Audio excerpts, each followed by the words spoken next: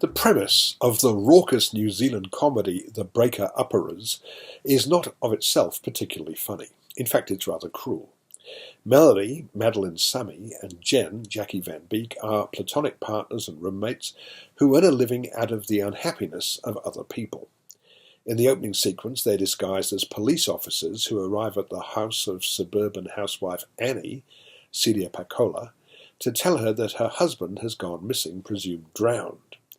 Annie is understandably devastated, but her spouse isn't really dead, he just wants to be rid of her.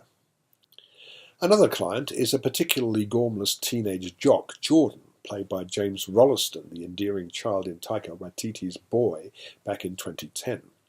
He has texted end-of-relationship emojis to Seppa, Anna Scotney, his controlling girlfriend, but she hasn't got the message. He takes a shine to Mel, insisting that her name is short for Melon and won't take no for an answer.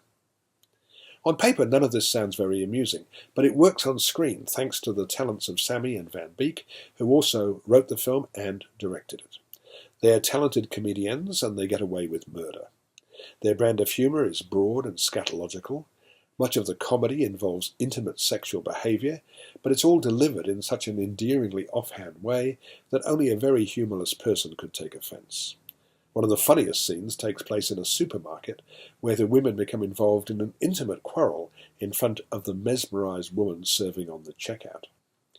The Breaker-Upperers is co-produced by Taika Waititi and is another example of popular low-budget comedy emanating from our southern neighbour.